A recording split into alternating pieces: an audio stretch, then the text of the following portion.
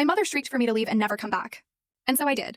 Weeks later, Father asked why I'd ceased the mortgage payments. Can you even imagine being told you're ungrateful and kicked out of your own home? Especially when you're the one who's been secretly paying the mortgage for years. Because that's my story, and it still feels like a punch to the gut. The worst part?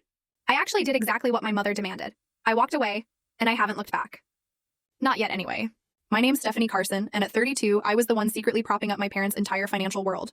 My career in financial consulting allowed me to live comfortably in my downtown Boston apartment and still send money home. I never expected a medal, but I certainly never expected to be thrown out of the house I was paying for. Before I dive into how everything imploded that Sunday afternoon, let me give you a little context. I grew up in a modest 3-bedroom house in a pretty average neighborhood in Riverside, just outside Boston.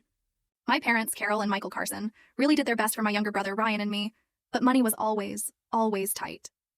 Mom worked as a receptionist at a local dentist's office, while Dad bounced between sales jobs, never quite finding his footing. It was frustrating to watch, even as a kid.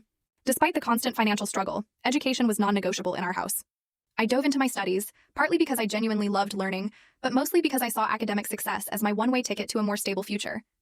High school was a blur of AP classes, volunteer work, and part-time jobs. While my friends were off at the mall, I was tutoring younger kids for extra cash that mostly went toward household expenses my parents couldn't cover. My hard work paid off big time. I snagged a full scholarship to Boston University's School of Business. Those 4 years were transformative. For the first time, I was surrounded by people who had the same ambition, the same drive as me. I graduated summa cum laude with a degree in finance and landed an entry-level position at Blackwood Consulting, a really prestigious financial firm right in downtown Boston. I felt like I was finally on my way. But just as my career was taking off, disaster hit home. The economic downturn was brutal, and it hit my dad particularly hard. He got laid off from his latest sales position and just couldn't find new employment. At 54, with no specialized skills and an outdated resume, he faced rejection after rejection. Mom's income simply wasn't enough to cover their expenses, and they started falling behind on mortgage payments. I'll never forget the phone call from my tearful mother 7 years ago. "We're going to lose the house, Stephanie," she sobbed. "The bank sent a final notice today." My heart just sank.